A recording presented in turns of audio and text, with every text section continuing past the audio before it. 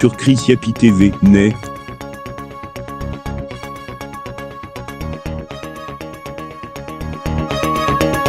Le bonjour à toutes et à tous, et bienvenue une fois de plus, sur votre source d'information de confiance. Nous sommes ravis de vous accueillir pour un nouveau rendez-vous, au cours duquel nous allons explorer la situation complexe qui se déroule actuellement en Afrique de l'Ouest.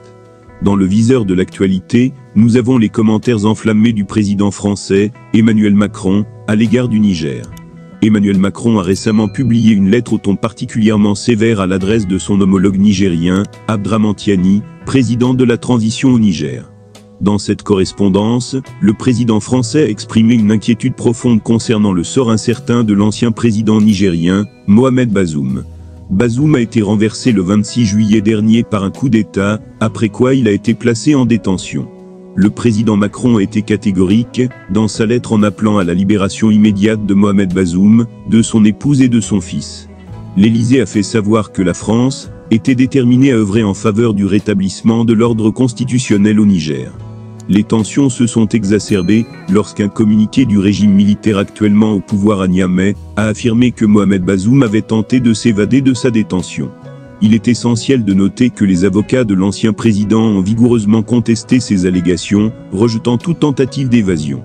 De plus, ils ont mis en évidence la détention au secret de Mohamed Bazoum, de sa femme et de son fils, sans accès aux avocats ni au monde extérieur.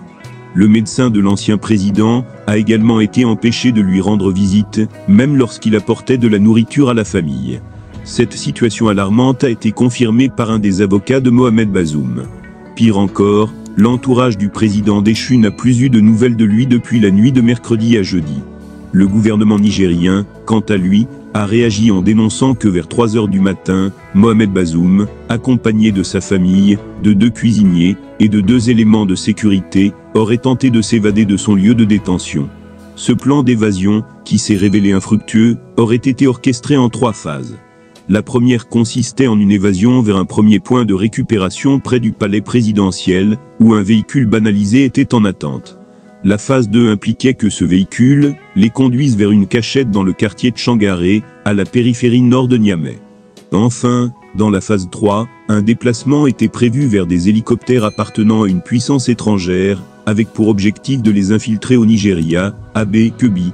Cependant, les forces de défense et de sécurité nigériennes ont réagi rapidement et ont déjoué ce plan visant à déstabiliser le pays. Le Conseil national pour la sauvegarde de la patrie a salué le professionnalisme et le sang-froid de ses forces, qui ont réussi à préserver des vies humaines malgré l'attitude irresponsable du président déchu et de ses complices. De plus, cette situation complexe se déroule dans un contexte de retrait progressif des troupes françaises du Niger. Il est à noter que 280 soldats français ont déjà quitté Niamey pour se rendre au Tchad. Cette transition dans la présence militaire française en Afrique de l'Ouest a suscité des interrogations quant à la capacité des forces de sécurité nigériennes à faire face à la menace continue des groupes islamistes armés. En effet, le Niger est confronté à une insécurité croissante due aux attaques terroristes. Cela soulève également des questions plus larges sur les défis auxquels sont confrontés les pays de la région du Sahel. Les insurrections islamistes demeurent une menace pour la stabilité de la région, et il est impératif de renforcer les capacités des forces locales, pour garantir une sécurité à long terme.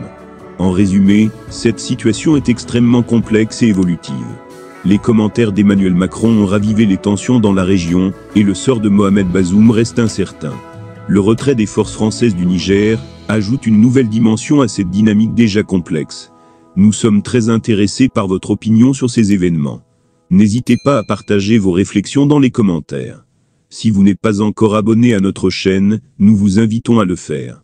De plus, si vous avez trouvé cette vidéo instructive, assurez-vous de la partager avec vos amis, et de rester connecté pour de futures mises à jour.